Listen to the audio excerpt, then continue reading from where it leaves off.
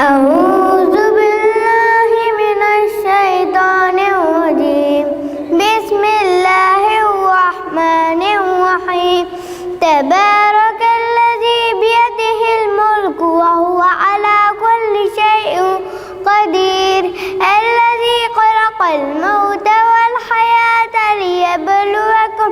أيكم أحسن عملا وهو العزيز الغفور.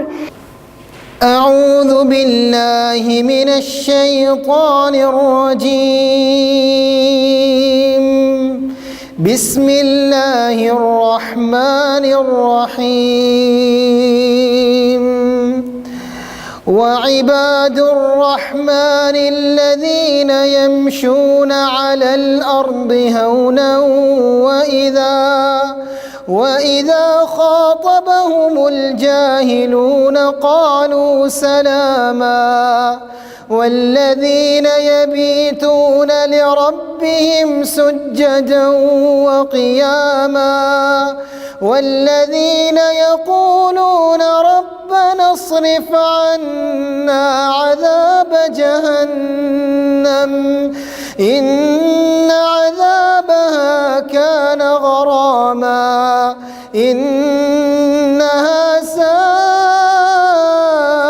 مستقرا ومقاما والذين إذا أنفقوا لم يسرفوا ولم يقتروا وكان بين ذلك قواما والذين لا يدعون مع الله إلها آخر ولا يقتلون النفس التي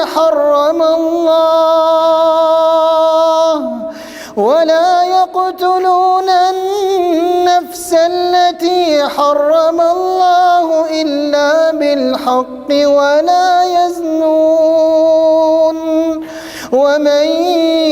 يفعل ذلك يلقى أثاما يضاعف له العذاب يوم القيامة ويخلد فيه مهانا إلا من تاب وآمن وعمل عملا صالحا فأولئك يبدل الله سيئاتهم حسنات وكان الله غفورا رحيما. ومن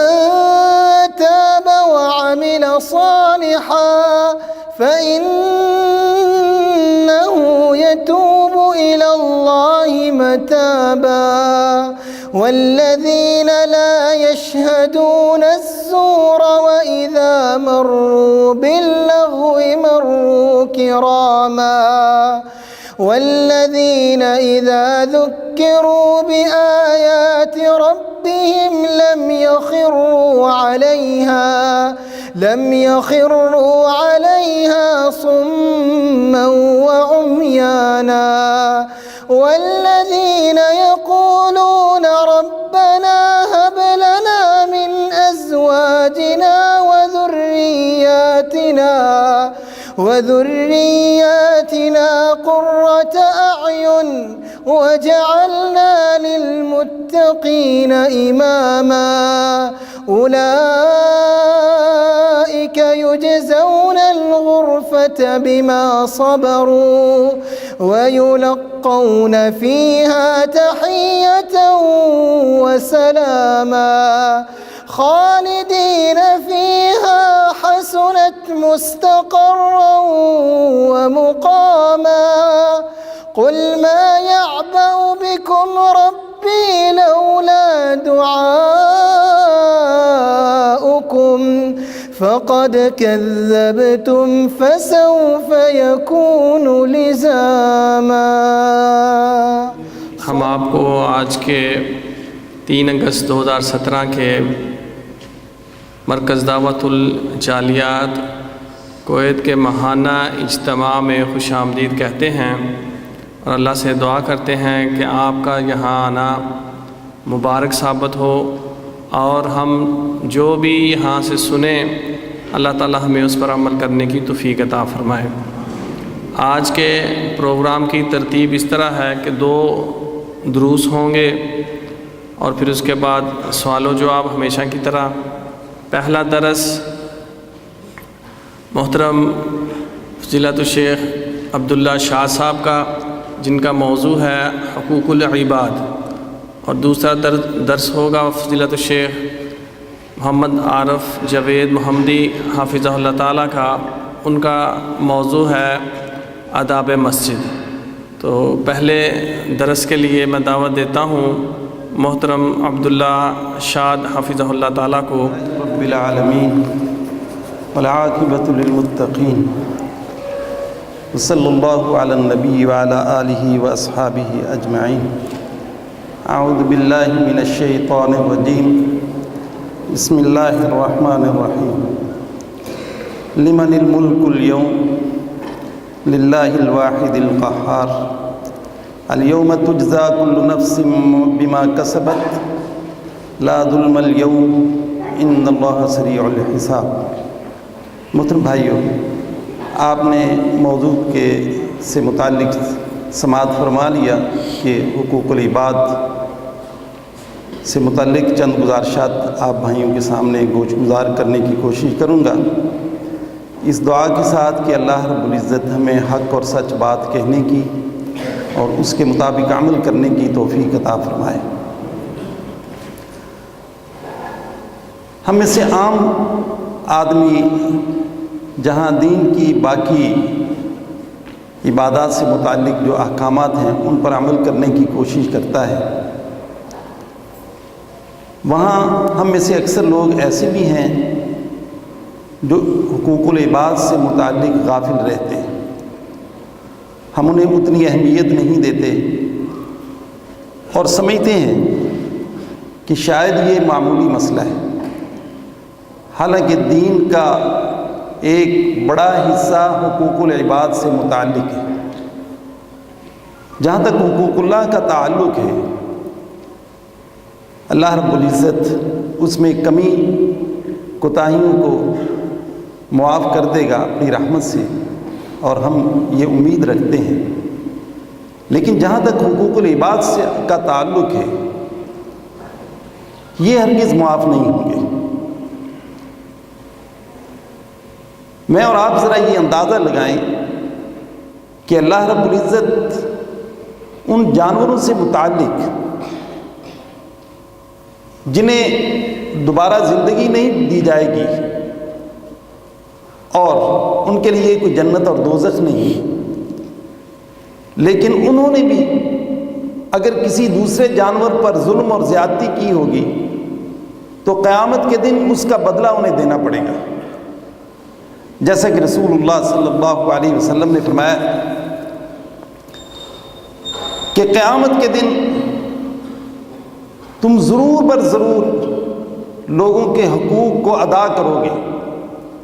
حتیٰ کہ اگر کسی سینگ والی بکری نے بغیر سینگ والی بکری کو مارا ہوگا تو قیامت کے دن اسے بھی جو ہے وہ اس سے بدلہ لیا جائے گا، اس کے بعد ان کی زندگی کو ختم کر دیا جائے گا۔ لیکن ہم انسان، ہماری تو پھر اصل زندگی وہ ہے، اور ان حقوق سے متعلق ہمیں جو ادائیگی کرنی پڑے گی اگر ہم نے کسی کا حق مارا ہوگا، وہ تو پھر کبھی ختم نہ ہونے والی زندگی ہے، اور وہاں کوئی معافی کی صورت نہیں۔ اس لیے کہ یہاں تو آدمی کسی نہ کسی شکل میں کسی کے حقوق کو ادا کر دے گا، اسے پیسے دے کر، اس سے معافی مانگ کر، لیکن وہاں پر نہ آدمی کے پاس دینار و درہم ہوں گے اور نہ ہی کوئی معافی کی شکل ہوگی کہ اللہ رب العزت جو ہے وہ معاف کر دیں گے۔ حقوق العباد اسے ادا کرنے پڑیں گے۔ تو یہ کتنا مشکل مسئلہ ہے۔ اللہ رب العزت قیامت کے دن فرمائیں گے کہ آج کے دن بادشاہت صرف اللہ رب العزت کی ہے، اور وہ زبردست اور اکیلا ہے۔ الیوم تجزا کل نفس بما کسبت، آج ہر جان کو جو اس نے کمایا، جو عمل کیا، اس کا اسے پورا پورا بدلہ دیا جائے گا۔ لا ظلم الیوم، آج کسی پر ظلم نہیں کیا جائے گا۔ ان اللہ سریع الحساب، بے شک اللہ رب العزت جلد حساب لینے والے ہیں۔ میرے بھائیوں اور دوستو، رسول اللہ صلی اللہ علیہ وسلم کی چند احادیث اس سے متعلق ہم ذرا غور سے سنیں تو ہمیں اس مسئلے کی اہمیت کا اندازہ ہوگا کہ آپ علیہ الصلوۃ والسلام نے فرمایا کہ من کان لہ عند اخیہ مظلمۃ من دین او مال او عرض فلیحلل منہ اليوم، کہ اگر کسی شخص نے اپنے کسی بھائی پر ظلم کیا ہے، مال سے متعلق، اس کی عزت اور آبرو سے متعلق، اس کے قرض کے متعلق، تو آج اسے حلال کروا لے، آج اس کی ادائیگی کر سکتا ہے، اس سے معاف کروا سکتا ہے۔ لیکن اس دن کے آنے سے پہلے کہ جب کوئی دینار و درہم کام نہیں آئیں گے، نہ کسی کے پاس ہوں گے، فرمایا کہ وہاں پر جو بدلہ ہوگا وہ صرف نیکیوں کی شکل میں ہوگا، کہ نیکیاں دی جائیں اس آدمی کو جس پر ظلم کیا، اور اگر نیکیاں ختم ہو جائیں تو پھر اس کے گناہ جو ہے وہ اس کے سر پر ڈال دیے جائیں۔ رسول اللہ صلی اللہ علیہ وسلم نے صحابہ اکرام سے ایک دن یہ پوچھا کہ تم لوگ مفلس کسے سمجھتے ہو؟ تو انہوں نے جواب دیا کہ اللہ کے نبی، ہم مفلس اسے ہی سمجھتے ہیں کہ جس کے پاس دینار و درہم نہ ہو، اور یقیناً ہم بھی ایسے ہی سمجھتے ہیں کہ جس شخص کے پاس مال و دولت نہ ہو وہ مفلس ہے۔ فرمایا کہ نہیں، میری امت کا مفلس یہ نہیں ہے، میری امت کا مفلس وہ شخص ہے کہ جو قیامت کے دن پہاڑوں کے برابر نیکیاں لے کر آئے گا، لیکن اس شخص نے لوگوں پر ظلم اور زیادتی کی ہوگی۔ فیاتی وقد ضرب ھذا وشتم ھذا وظلم ھذا واکل مال ھذا، کسی کا مال کھایا، کسی پر ظلم اور زیادتی کی، کسی کو گالی گلوچ کی۔ میں یہ سارے لینے والے بدلہ لینے کے لیے آ جائیں گے اس نیک شخص کے پاس، جس کے پاس بڑی نیکیاں ہیں۔ اس کی نیکیاں جو ہے وہ انہیں دی جائیں گی، انہیں راضی کیا جائے گا، نہ جانے وہ کتنی نیکیوں پر راضی ہوں گے۔ اس کی وہ پہاڑوں کے برابر نیکیاں ختم ہو جائیں گی، لیکن ابھی بھی لینے والے باقی ہوں گے۔ فرمایا تو پھر ان کے گناہوں کو اس کے سر پر ڈال دیا جائے گا اور اسے جہنم کی طرف دھکیل دیا جائے گا۔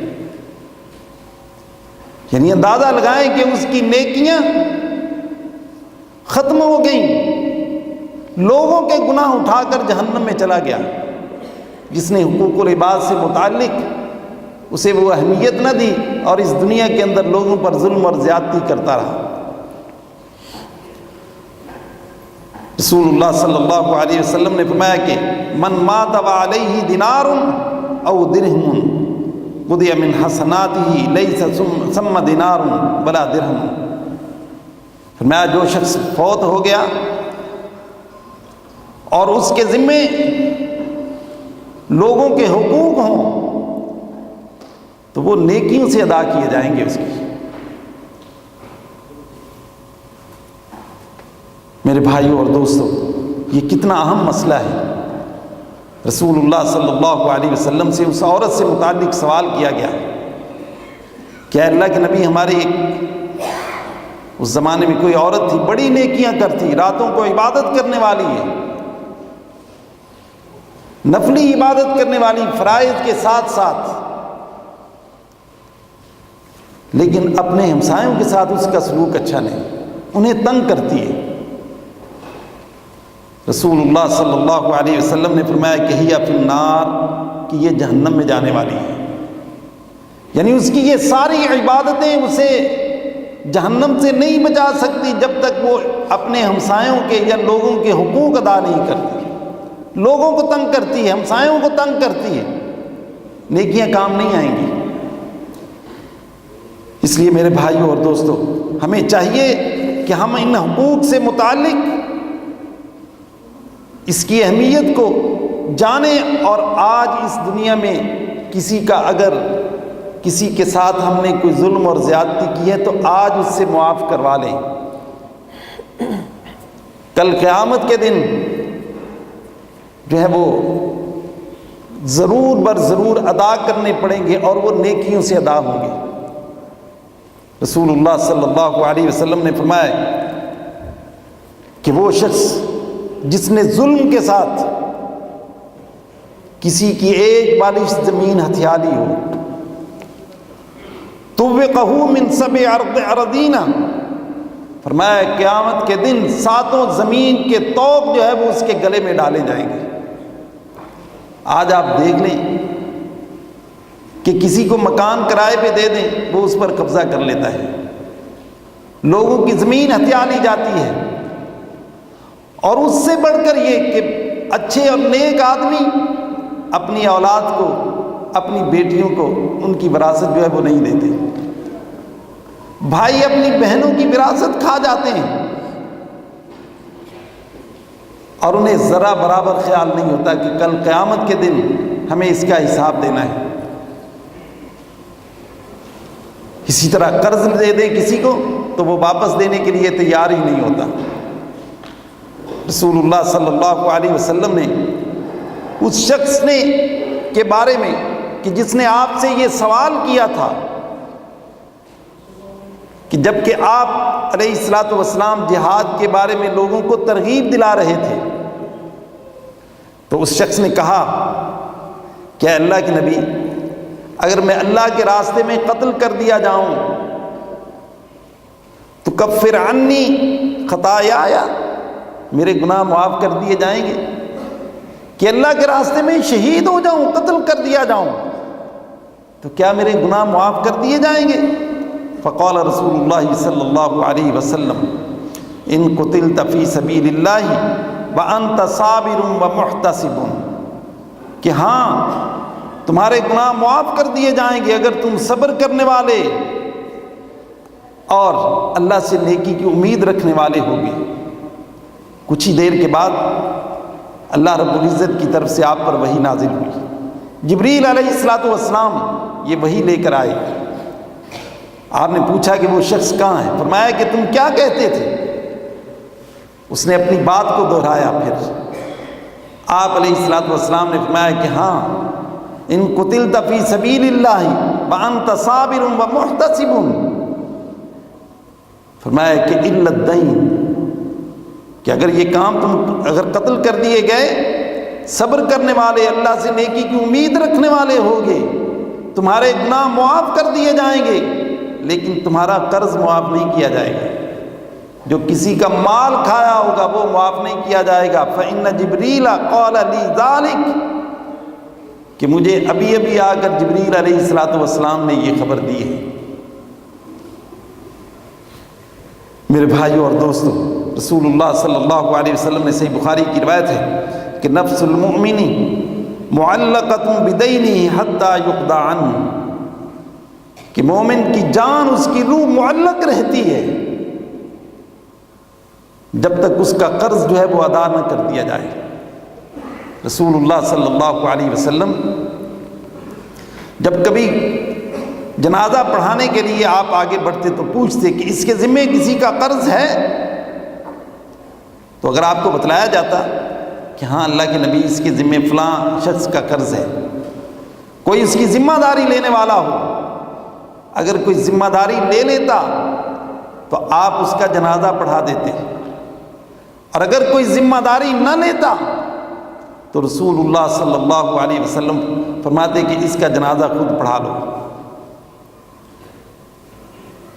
میرے بھائیوں اور دوستوں، یہ کتنا اہم مسئلہ ہے، اس لیے ہمیں اس کی اہمیت کو سمجھنا چاہیے۔ اور آج اگر ہم نے کسی پر ظلم اور زیادتی کی ہے تو آج ہمیں اس سے معافی مانگ لینی چاہیے، اس کی ادائیگی کر دینی چاہیے۔ آئیے ذرا اختصار کے ساتھ ہم ان حقوق کا جائزہ لیتے ہیں کہ ہم میں سے ہر کوئی یہ دیکھے کہ کیا میں نے یہ حق ادا کر دیے ہیں۔ اللہ اور اس کے رسول کے بعد ہم پر سب سے زیادہ حق ہمارے والدین کا ہے۔ اللہ رب العزت فرماتے ہیں وَقَضَىٰ رَبُّكَ أَلَّا تَعْبُدُوا إِلَّا إِيَّاهُ وَبِالْوَالِدَيْنِ إِحْسَانًا، کہ والدین کے ساتھ حسن سلوک کریں۔ رسول اللہ صلی اللہ علیہ وسلم سے ایک انصاری صحابی آپ کی خدمت میں آنے کے بعد اس نے یہ کہا کہ اے اللہ کے رسول، میرے والدین کے فوت ہو جانے کے بعد میں نے دنیا میں ان کی اطاعت گزاری، ان کی خدمت کرتا رہا، کیا اب بھی کچھ حقوق مجھ پر باقی ہیں؟ یہ حق ختم نہیں ہوتا، پوری زندگی ہماری والدین کا حق ختم ہی نہیں ہوتا، یعنی ہماری زندگی میں بھی ہم اسے ختم نہیں کر سکتے، مسلسل ادائیگی ہے۔ آپ نے فرمایا کہ ہاں ان کے حقوق ابھی باقی ہیں۔ پہلی بات کہ ان کے حق میں دعا کرنا، دوسری بات یہ کہ ان کے وعدوں کو پورا کرنا، کوئی انہوں نے وعدہ کیا تھا اس وعدے کو پورا کرنا، ساری زندگی ان کے لیے دعا کرتے رہو۔ کوئی وعدہ انہوں نے کیا تھا اس وعدے کو پورا کرو، اور ان کے دوستوں کی عزت کرتے رہو۔ اور چوتھی بات کہ ان کے جو رشتہ دار جن کا تعلق ان کی وجہ سے تھا، فرمایا کہ ان کے ساتھ صلہ رحمی کرو، اس رشتے کو قائم رکھنے کی کوشش کرو۔ والدین کے حقوق میں سے یہ اہم بات ہے کہ آدمی ساری زندگی لگا رہے، یہ حقوق ادا ہی نہیں ہوتے۔ میرے بھائی اور دوستو، پھر اولاد کے حقوق ہیں۔ آدمی پر کتنی ذمہ داریاں ہیں، کتنے حقوق ہیں۔ جہاں اولاد پر والدین کے حق ہیں، وہاں اولاد کے بھی اللہ رب العزت نے حق رکھے ہیں کہ اولاد کی اچھی تربیت، اخلاقی اور دینی تربیت، ان کے نان و نفقہ کی ذمہ داری، یہ سب کچھ والدین پر ہے۔ اللہ رب العزت فرماتے ہیں کہ یا ایھا الذین آمنوا قوا انفسکم واہلیکم نارا، اپنے آپ کو بھی جہنم سے بچاؤ اور اپنی اولاد کو بھی جہنم سے بچاؤ، گھر والوں کو بھی جہنم سے بچانے کی کوشش کرو، اور اپنی اولاد کے درمیان میں انصاف سے کام لو، عدل سے کام لو۔ اللہ کے رسول علیہ الصلوۃ والسلام کے پاس جناب نعمان بن بشیر، صحیح بخاری کی روایت ہے، وہ آئے اور انہوں نے آ کر یہ کہا کہ اللہ کے رسول، میں نے اپنے بیٹے کو ایک غلام عطیہ دیا ہے،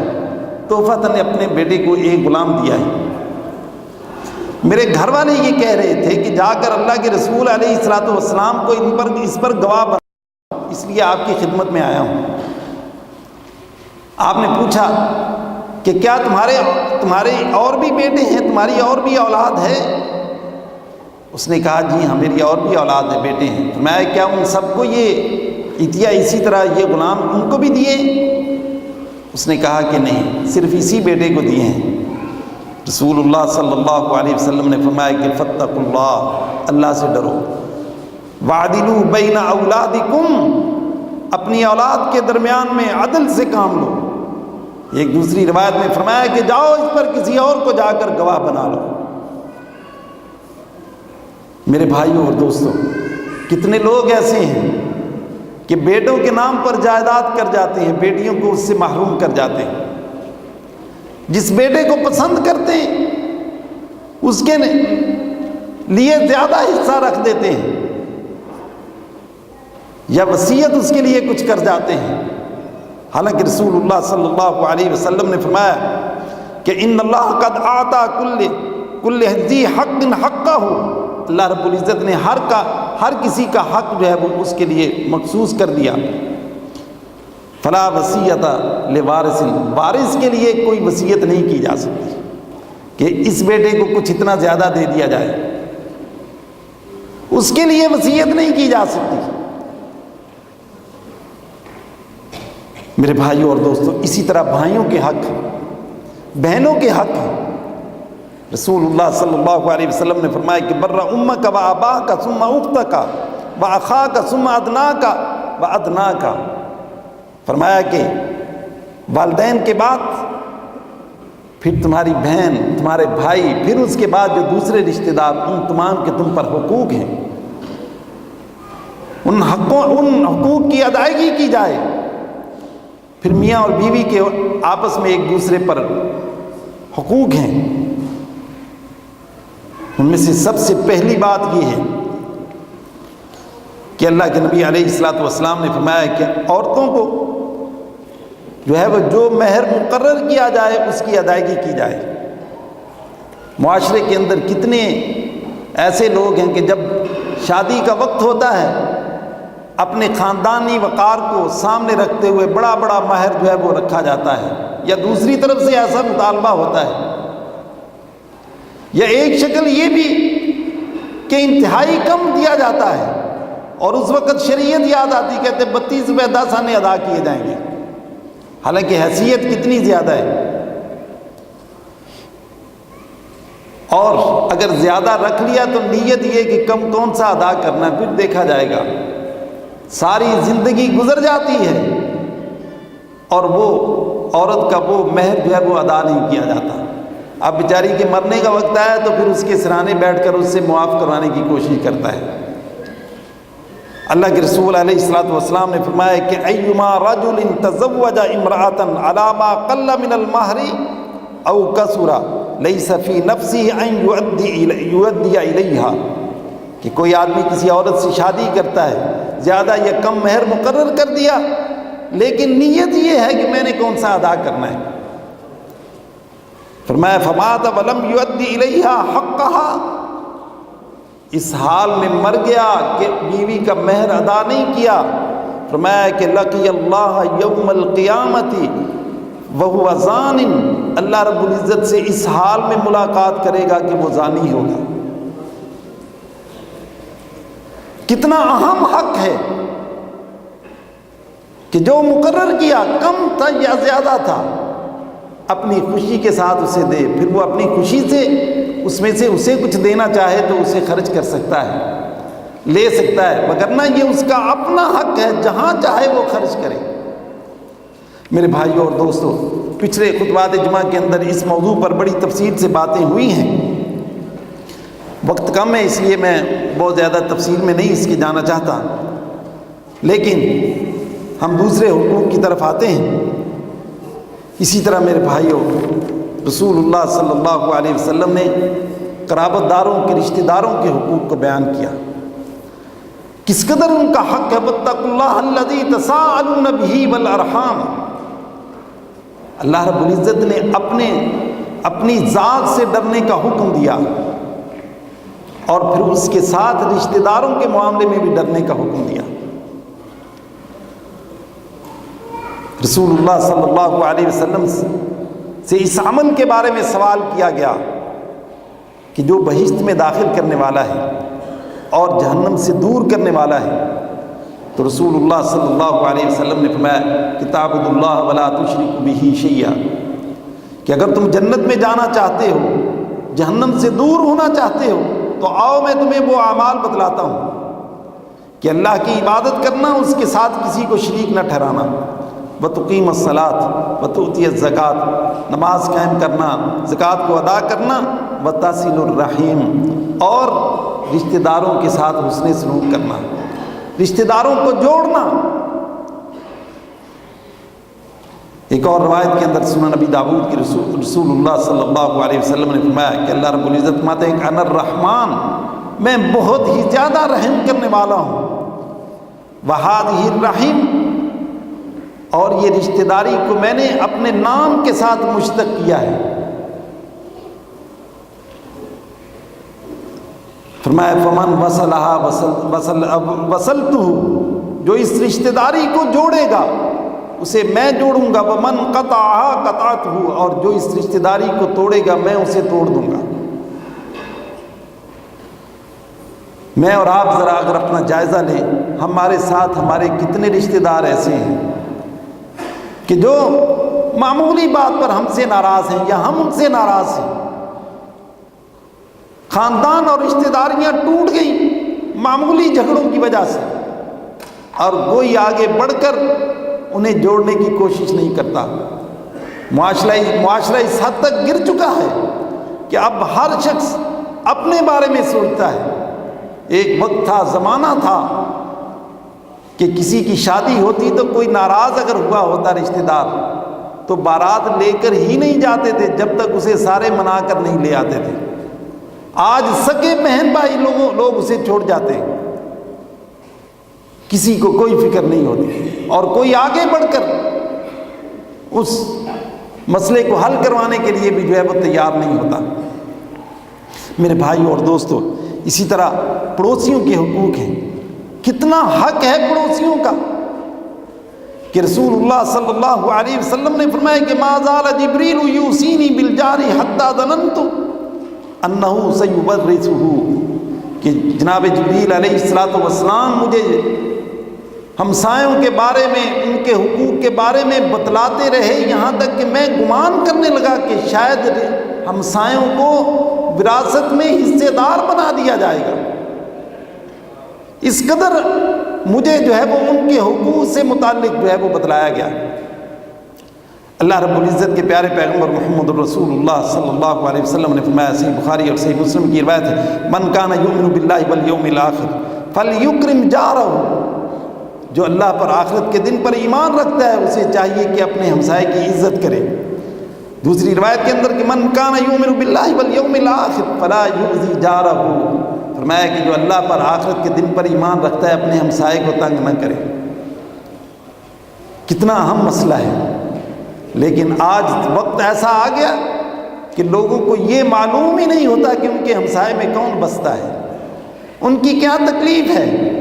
کیا وہ رات کو کھانا کھا کر سوئے بھی ہیں یا نہیں، کسی کو فکر نہیں۔ اللہ رب العزت ہمیں جو ہے وہ اپنے ہمسایوں کے ساتھ اچھا سلوک رکھنے کی توفیق عطا فرمائے۔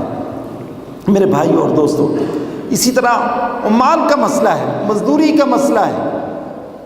کہ کام کروانے کے بعد بسا اوقات لوگ عمال کو جو ہے وہ مزدوری پر لٹکائے رکھتے ہیں، ان کا حق ادا نہیں کرتے، پوری ادائیگی نہیں کرتے، وہ بیچارے چکر لگاتے رہتے ہیں، مانگتے رہتے ہیں۔ وہ حدیث ذرا اس کو ریمائنڈ کریں کہ صحیح بخاری کی اور صحیح مسلم کی، کہ وہ 3 افراد جو غار میں پھنس گئے تھے، ان میں سے ایک شخص وہ تھا کہ اسے کتنا ڈر اور خوف تھا کہ وہ جو اپنی مزدوری چھوڑ گیا، اس نے اس مال کو سنبھال کر رکھا اور اس سے جو ہے وہ بکری خریدی، وہ ریوڑ بڑھتا چلا گیا۔ ایک زمانے کے بعد وہ آیا تو اس نے بتایا کہ یہ سارا مال تمہارا ہی ہے، لے جاؤ۔ میں وہ ساری بکریاں لے گیا اور ایک بکری بھی نہ چھوڑ کر گیا۔ اللہ رب العزت کی بارگاہ میں اپنی اس نیکی کو رکھا، یعنی کتنی اہم نیکی کہ اس مالک نے